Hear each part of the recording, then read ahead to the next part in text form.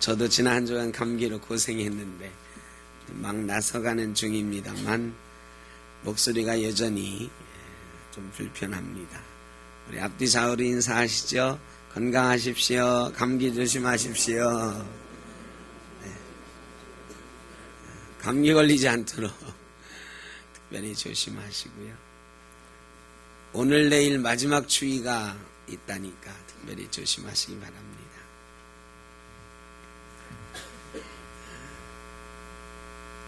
어제 카톡이 하나 이렇게 떴는데 어떤 목사님, 연세 많으신 목사님인데 농담이 하나 카톡에 떴어요. 올림픽 중계 때문에 황금빛 내 인생을 안 한단다. 이런 카톡을 황금빛 내 인생 보는 재미로 토요일을 기다렸는데 올림픽 때문에 안 한다. 이건 농담이지만 요즘 다들 황금빛 내 인생을 보시는 모양입니다. 여러분도 보시나요? 반은 본다니까. 거기에 서지안이라고 하는 아가씨가 나오는데 이 아가씨가 열심히 살았어요. 그런데 이 가난한 자기 신세를 벗어나지를 못해요.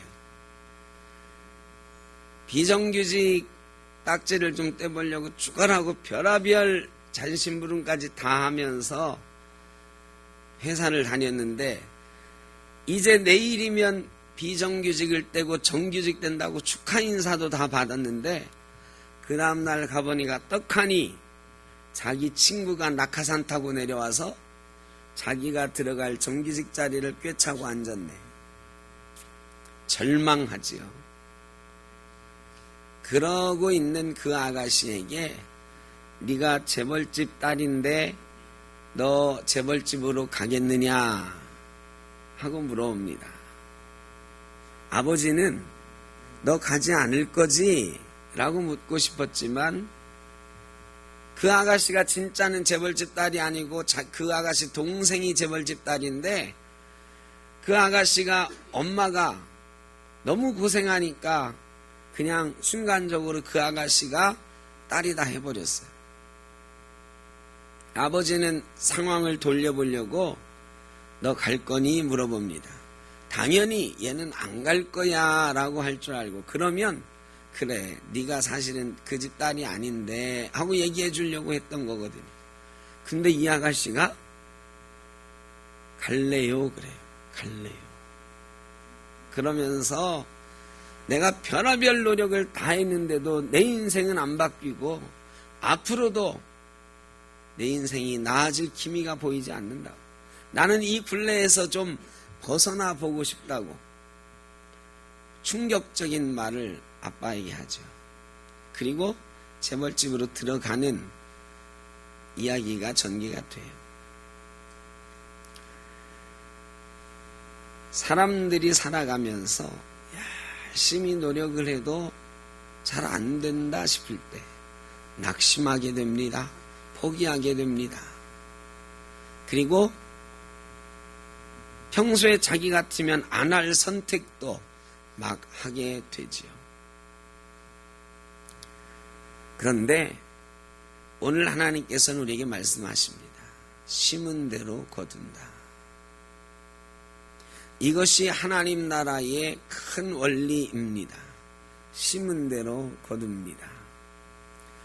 미즈노 남북구라는 사람이 있어요. 일본 사람인데 이 사람은 관상학자예요. 그냥 관상쟁이 하기에는 너무 일본에서는 위대한 인물로 추앙받는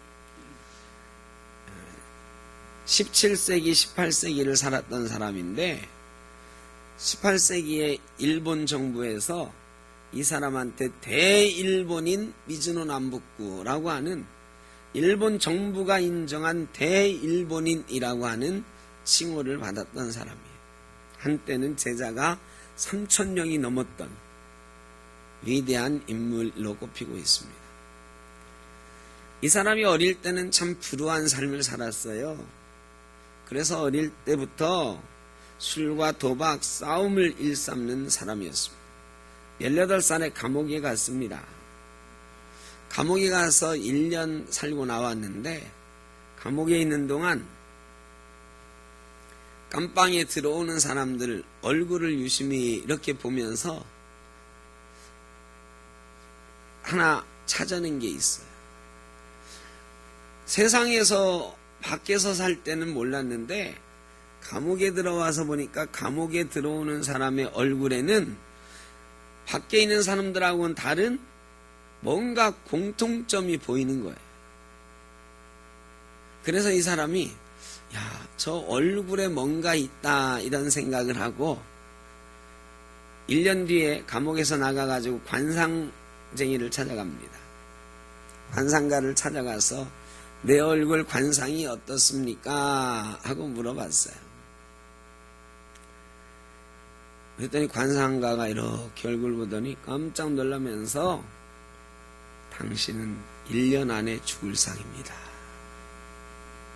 1년 안에 죽을 겁니다. 아니 어떻게 하면 그럼 안 죽을 수 있습니까? 그랬더니 당신 얼굴 보면 비껴날 방법이 없습니다. 큰 충격을 받아 18살밖에 안 됐는데 1년밖에 못 산다니까. 그래서 고민하다가 절에 갔어요. 스님을 찾아가가지고 내가 중이 되고 싶습니다.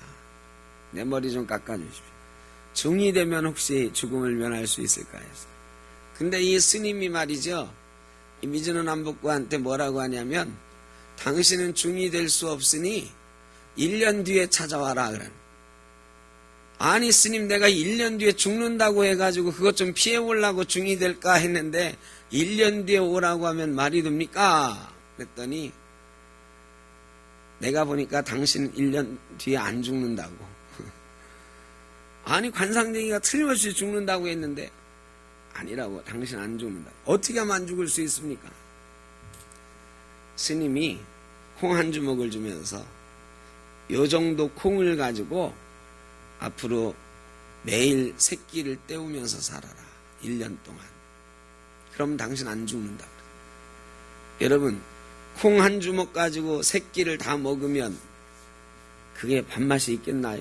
밥도 아니고 콩인데 보통 때 같으면 못하죠.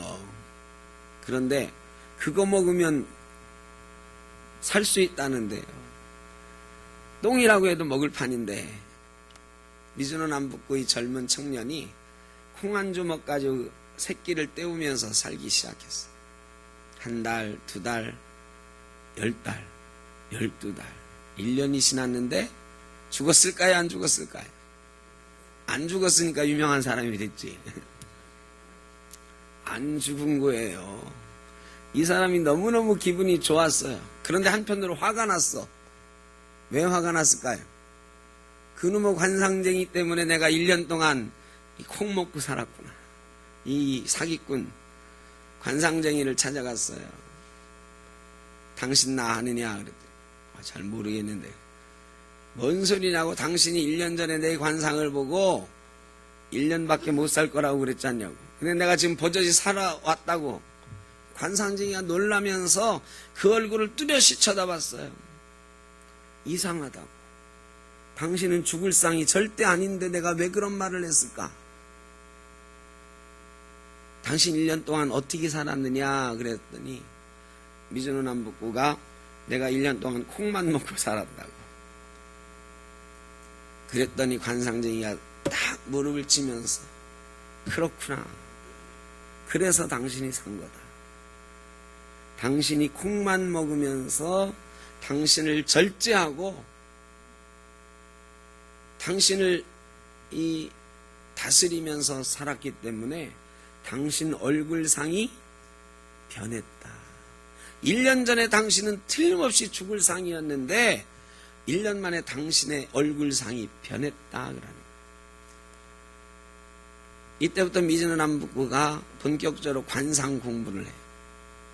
이발소에 취직해서 3년 동안 이발소 머리 깎으면서 두상 연구를 해.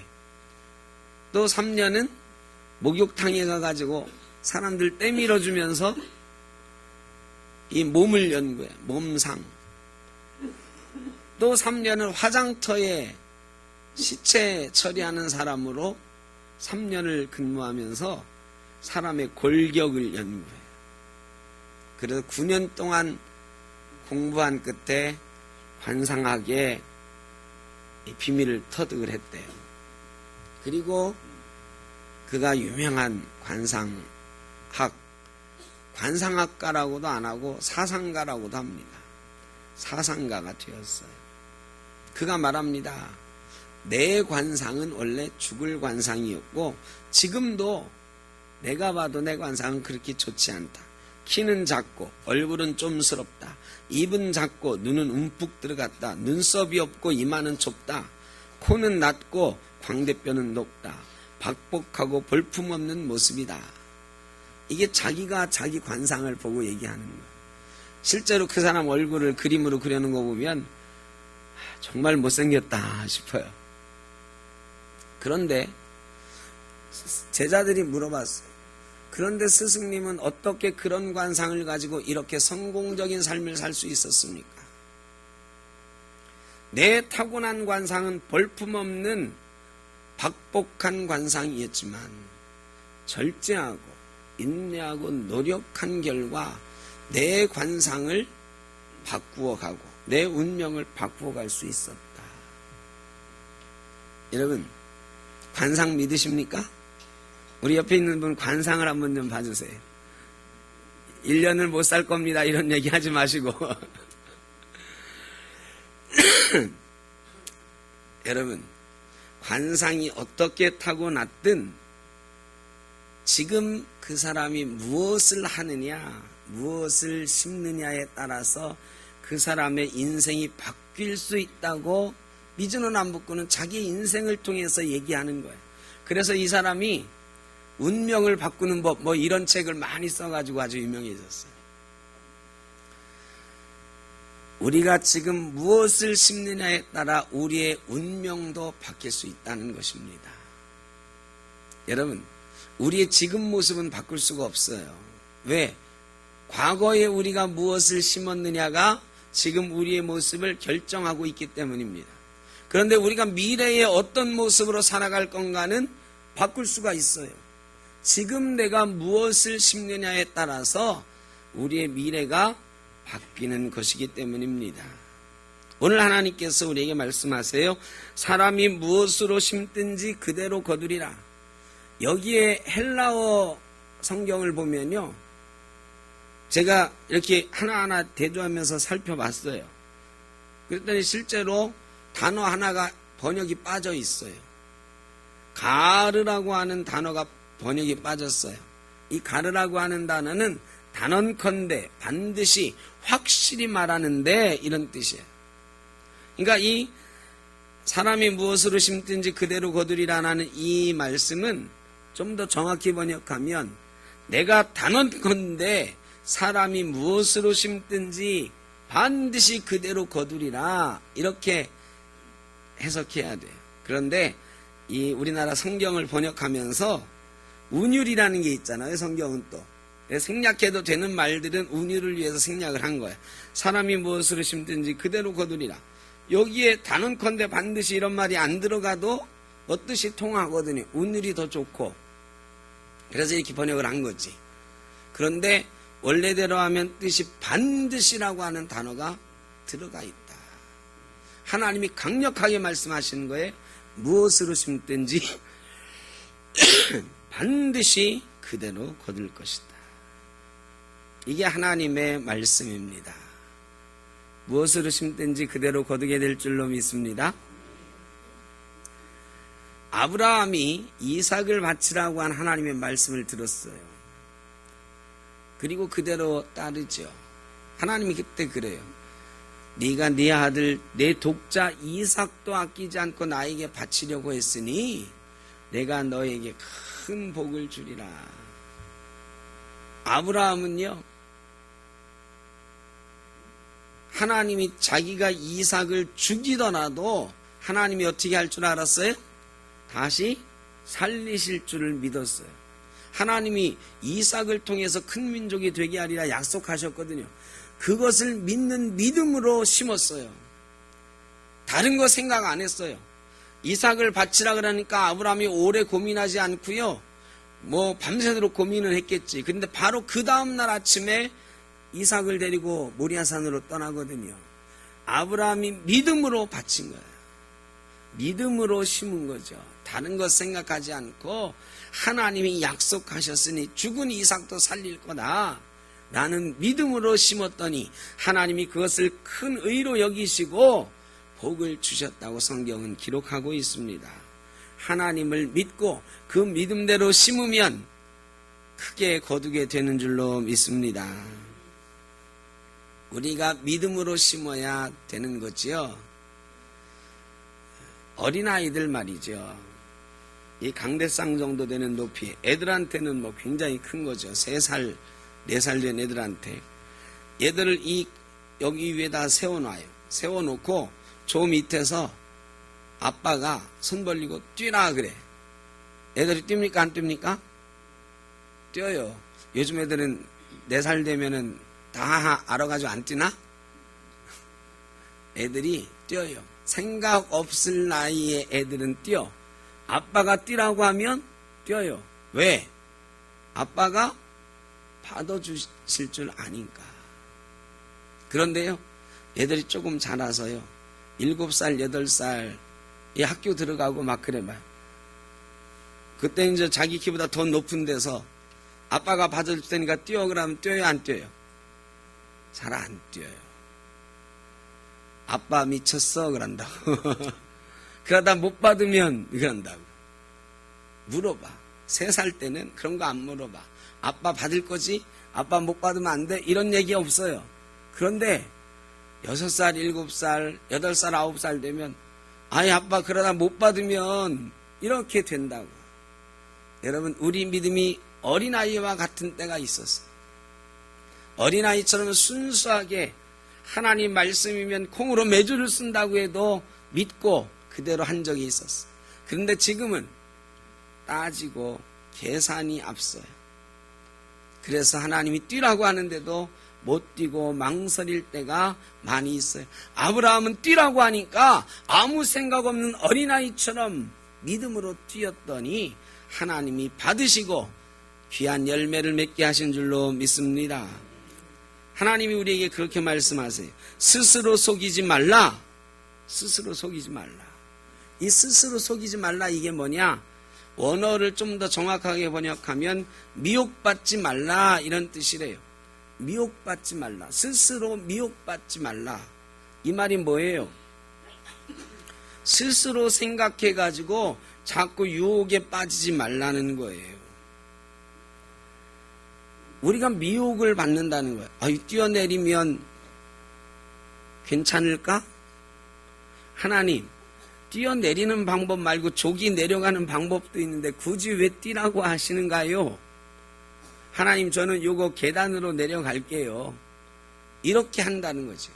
이 계단으로 내려가는 게 더 안전해 보이는데? 라고 스스로를 속이는 거야. 미혹받는 거예요. 유혹을 받는 거지.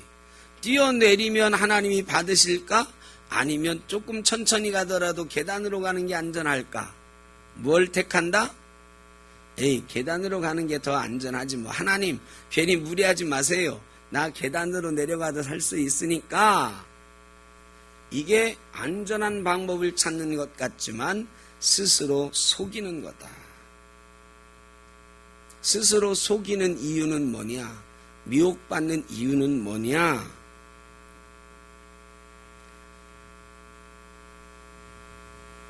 성령으로 살면 성령의 열매를 맺는다고 했는데 성령을 따라 살지 못하고 육체의 욕심을 따라 사는 이유가 뭐냐? 여러분, 지금 우리가 어디 가고 있는지 잘 기억하셔야 돼요. 갈라디아 4장까지는 믿음으로 구원받는다는 복음에 관한 이야기를 했고 5장부터는 뭔 얘기를 하고 있냐면 예수 믿은 사람은 이렇게 살아야 된다는 얘기를 하고 있는 거예요. 이렇게 살아야 된다 하면서 성령을 따라 살아야지 육체의 욕심을 따라 살면 안 된다 이 얘기를 하고 있고, 육체의 욕심을 따라 살면 이런 육체의 열매를 맺고 성령의 마음을 따라 살면 성령의 9가지 열매를 맺게 된다 이런 얘기를 하고 있는 거거든요. 그거에 이어지는 말씀 우리가 지금 하고 있는 거예요. 성령을 따라 살면 성령의 열매를 맺는다는 걸 우리가 알아요. 그렇게 하는 게 좋다는 것을 알아요. 그럼에도 불구하고 성령으로 심지 못하는 사람들이 많아. 스스로 속이면서 육체의 욕심을 따라 사는 사람들이 그런데도 많아. 그래서 반복적으로 얘기하는 거예요. 하나님을 업신여기지 말라. 스스로 속이지 말라. 성령으로 심으면 반드시 성령의 열매를 거두게 될 것이다. 그런데 우리가 미혹받는 이유는 뭐냐? 그럼에도 불구하고 우리가 성령으로 심지 않고 육체로 심는 이유는 뭐냐? 이거죠. 두 가지가 있어요. 그 이유는. 하나는 성령으로 심으면 영생을 얻는다고 했는데, 그 천국은 지금 우리 눈앞에 있습니까? 없습니까?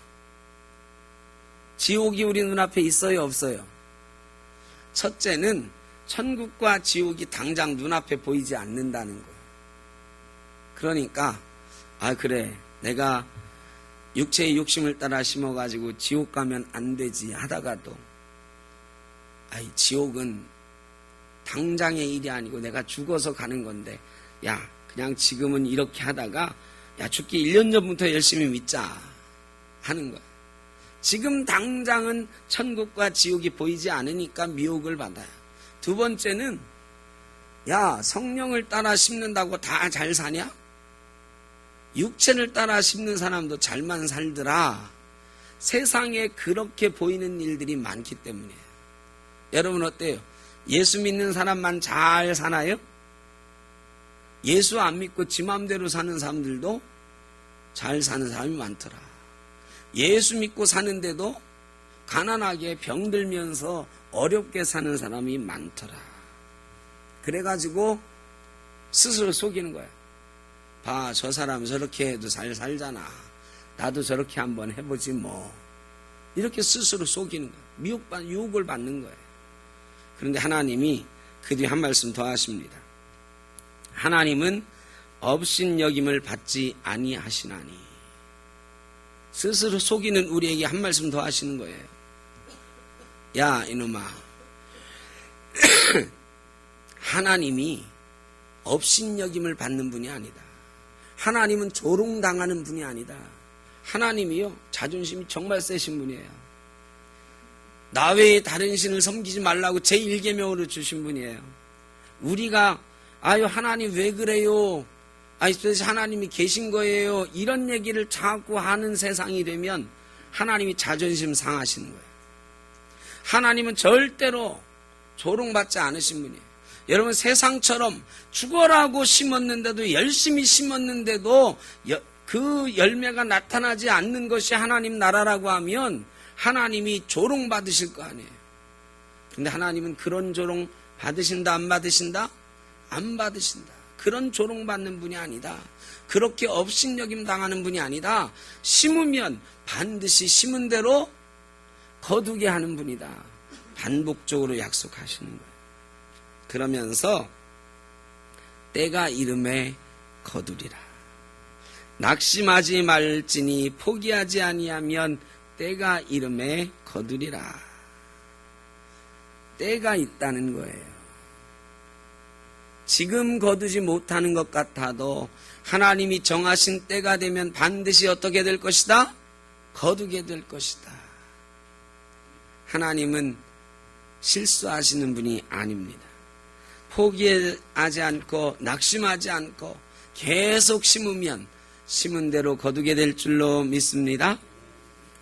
나의 반석이신 하나님이라는 찬양이 있는데 한번 같이 해볼까요? 아시는 분은 같이 하시고, 모르시면 제가 안 띄워도 괜찮아요. 네. 반주해 주세요.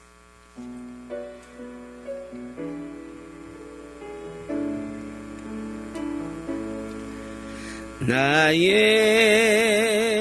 반석이신 하나님, 행하신 모든 것 완전하시네. 나의 생명 되신 하나님, 내게 행하신 일 찬양합니다.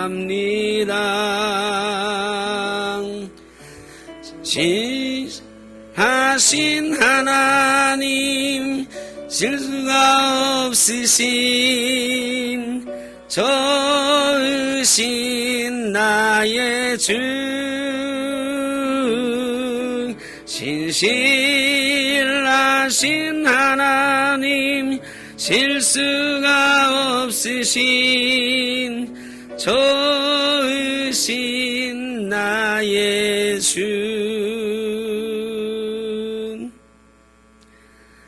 신실하신 하나님, 실수가 없으신 하나님, 그분이 바로 나의 주님이신 줄로 믿습니다. 실수가 없으신 하나님, 하나님은 실수가 없으십니다. 콩을 심었으면 콩이 나게 하십니다. 열심을 심었으면 열심의 열매가 맺게 하십니다. 사랑을 심었으면 사랑의 열매가 맺게 하시는 줄로 믿습니다. 믿음으로 심으면 그 믿음대로 되게 하시는 줄로 믿습니다.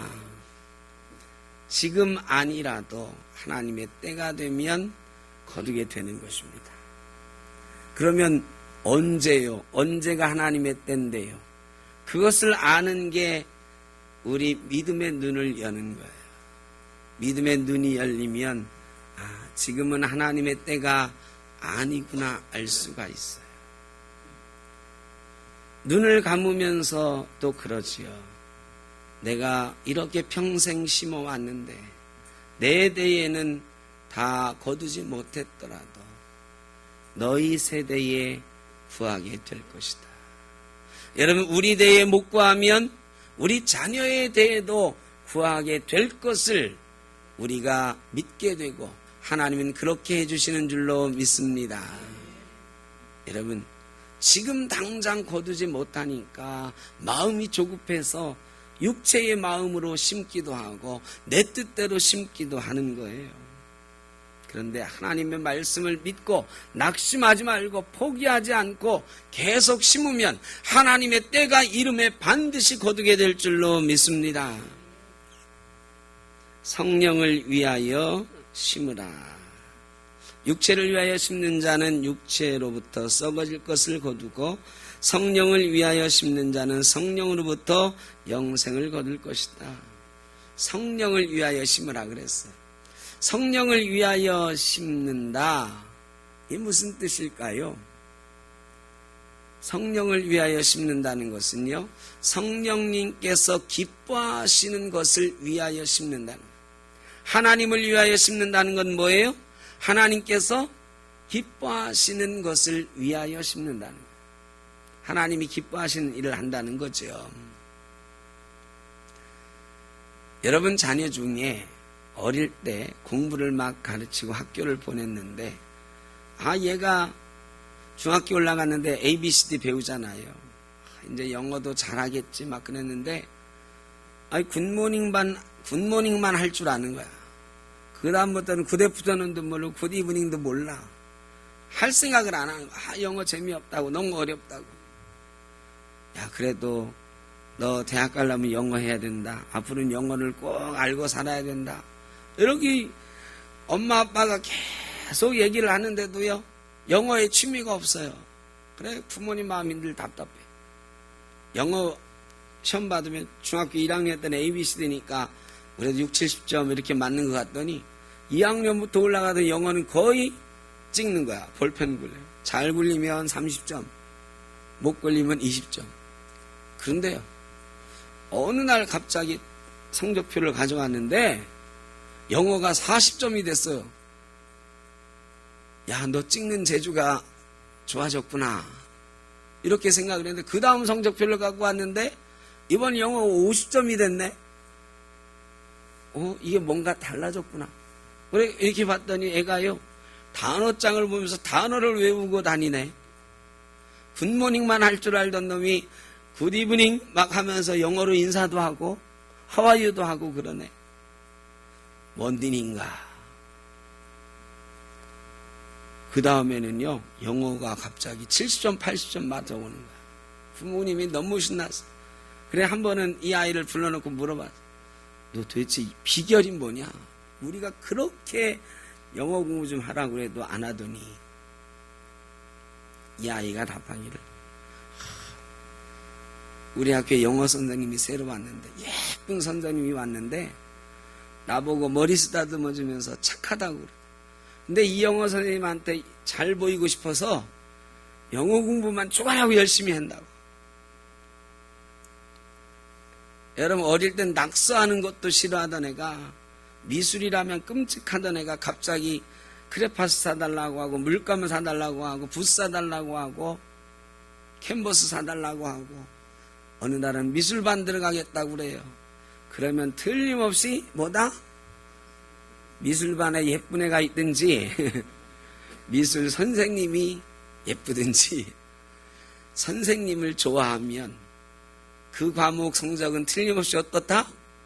올라간다. 뭐 아닐 수도 있지만 대부분 그렇다. 누구를 좋아하면 그 사람이 좋아하는 일을 하게 됩니다. 여러분 하나님 좋아하시나요? 정말로 좋아하시나요? 하나님 좋아하시는 일 많이 하고 계신가요?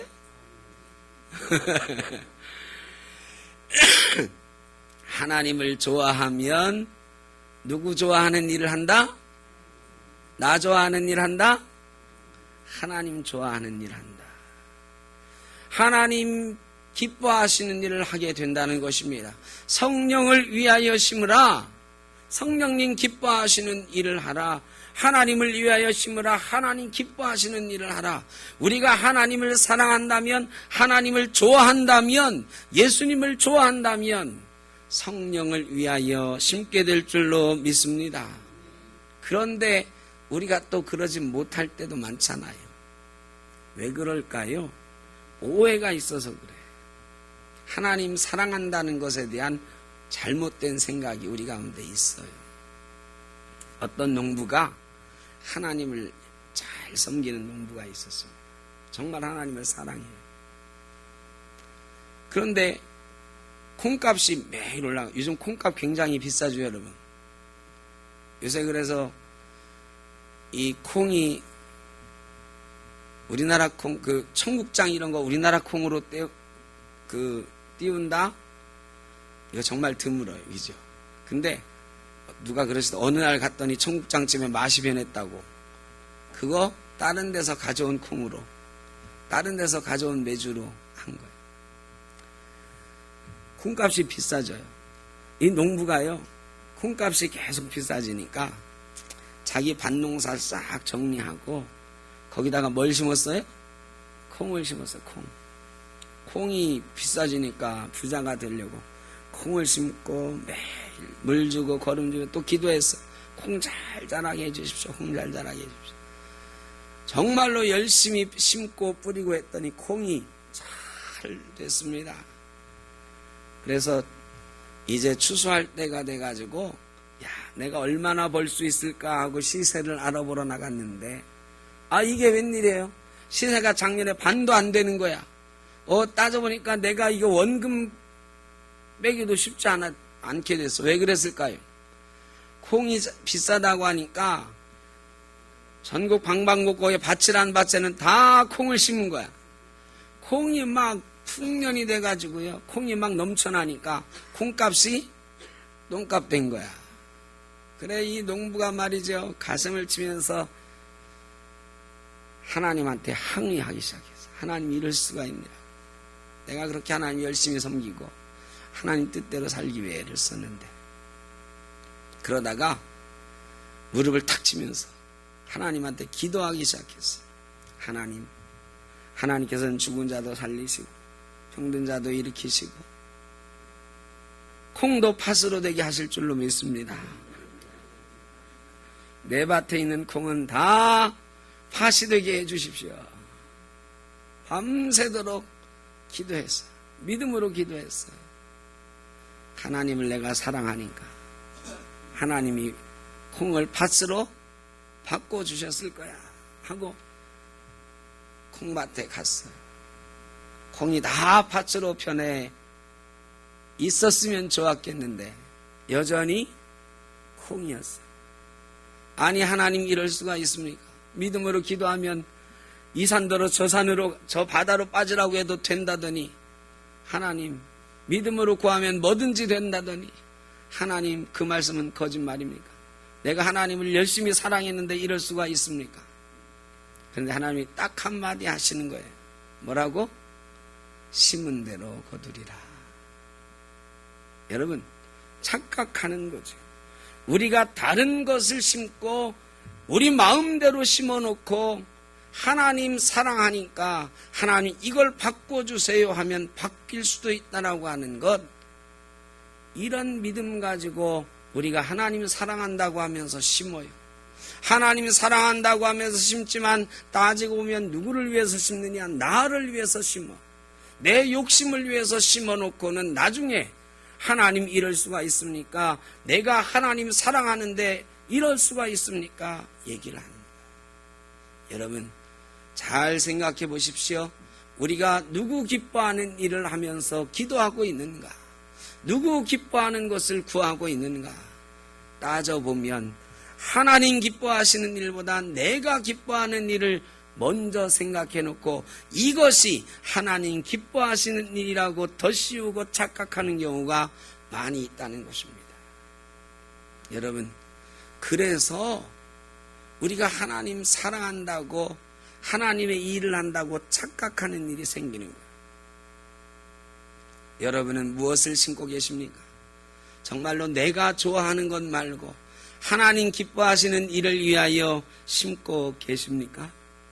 11조 드리는 것, 주일 성수하는 것 다 우리가 하나님을 위하여 하나님 기뻐하시는 일을 위하여 심는 것들이죠. 그런데 때때로 이것이 우리를 위하여 심는 것이 될 수도 있다는 거예요. 어떤 마음으로 심느냐? 성령의 마음으로, 성령을 위하여 육체의 욕심을 따라 심지 않고 하나님의 영광을 위하여 심으면 하나님께서 그대로 거두게 하실 줄로 믿습니다. 아무리 어렵고 힘들어도 믿음으로 하나님 기뻐하시는 씨앗을 심으면 하나님이 그대로 거두게 하신다는 것입니다. 심은 대로 거두리라. 육체의 욕심을 따라 심는 자는 육체의 열매를 거두게 될 것이고 성령을 위하여 심는 자는 하나님의 영광을 위하여 심는 자는 영생을 얻게 될 것이다. 믿음의 열매를 거두게 될 것이다.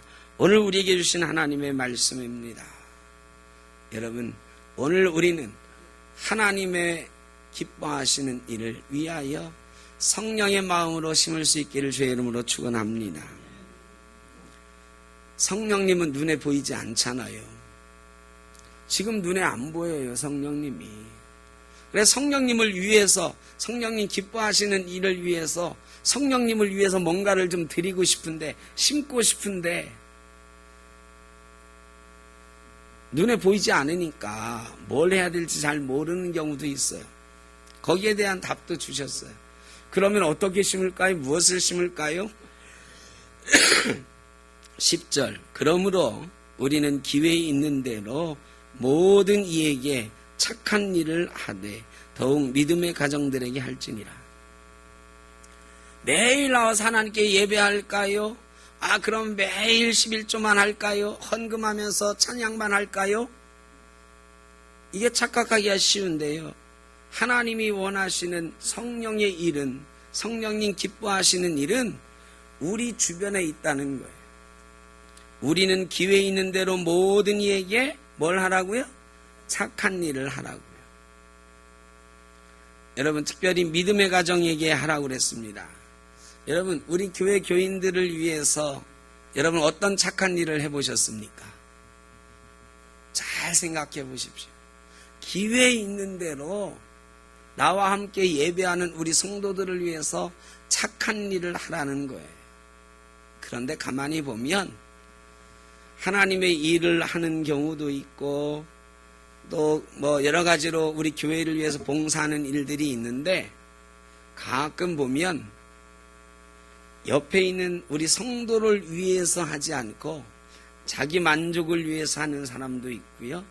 자기 영광을 위해서 하는 사람도 있더라. 우리 목사들 중에도 그런 사람 많이 있어요. 하나님을 위하여 하는 것이 곧 믿음의 가정들에게 착한 일을 하는 것이다. 여러분, 우리 샘떡교회 모든 성도님들은 매일 주일 주님전에 나올 때에 오늘 하나님을 기쁘시게 해야지, 내가 오늘 주일 하나님 기뻐하시는 믿음의 씨를 심어야지 하고 나오시되, 그거를 좀 더 구체적으로는 오늘은 나는 누구를 위하여 착한 일을 할까? 오늘은 내가 정낙순 권사님한테 착한 일 할까? 오늘은 임정모 선생님에게 내가 착한 일을 좀 할까?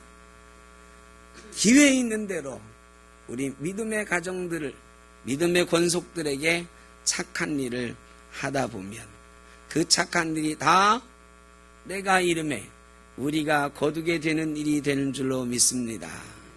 또 세상에 나가서도 그래요. 예수 믿는 사람은 좀 바보스럽게 살아야 되거든요. 기회가 있는 대로 내 주변에 있는 사람들에게 착한 일을 심는 거예요. 잘해주는 거예요. 원수도 사랑하라고 하셨는데 나랑 같이 일하는 사람들, 내 가정에 있는 사랑하는 이들 위해서 헌신하고 봉사하는 거지. 착한 일 하는 거지. 때로는 억울해. 내가 왜 이래야지? 그런데 낙심하지 말고 포기하지 않고 그 일을 하게 되면 하나님이 믿음으로 거두게 하실 줄로 믿습니다. 때가 되면 사람들이요, 나에게 다 갚아주게, 다 내가 심은 대로 거두게 돼. 착한 일을 심으면 착한 열매들을 거두게 되는 줄로 믿습니다. 여러분, 우리가 하나님 나라의 삶을 살기를 원하잖아요. 하나님 나라를 위해 심기를 원하잖아요. 오늘부터 우리는 우리가 거하는 모든 곳에서 기회가 있는 대로 착한 일로, 하나님이 기뻐하시는 일로 심어 가시기를 바랍니다. 그러면 때가 되면 반드시 거두게 될 것인데, 우리 살아생전에 우리가 거두게 될 수도 있고요, 우리의 자녀들이 거두게 될 수도 있습니다. 하나님의 은혜는 천대까지 이른다 그랬습니다. 우리에게 주실 열매가 혹시 우리의 자녀들에게 주시면 얼마나 좋습니까?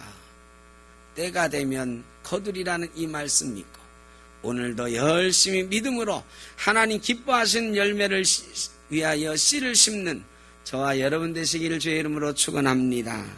하나님이 심은 대로 거두게 하실 줄로 믿습니다. 기도하겠습니다. 사랑의 아버지 하나님, 믿음으로 하나님이 업신여김을 받지 않으신다고 하는 약속을 반드시 지키신다고 하는, 실수하지 않으신다는 굳건한 믿음으로 오늘도 열심히 씨를 뿌리게 하여 주옵소서. 그리고 때가 이름에 거두리라는 그 약속, 우리의 삶에서 이루어지는 놀라운 역사를, 우리의 후손들에게서 이루어지는 놀라운 역사를 우리가 누려가게 하여 주옵소서. 예수님의 이름으로 기도드립니다. 아멘.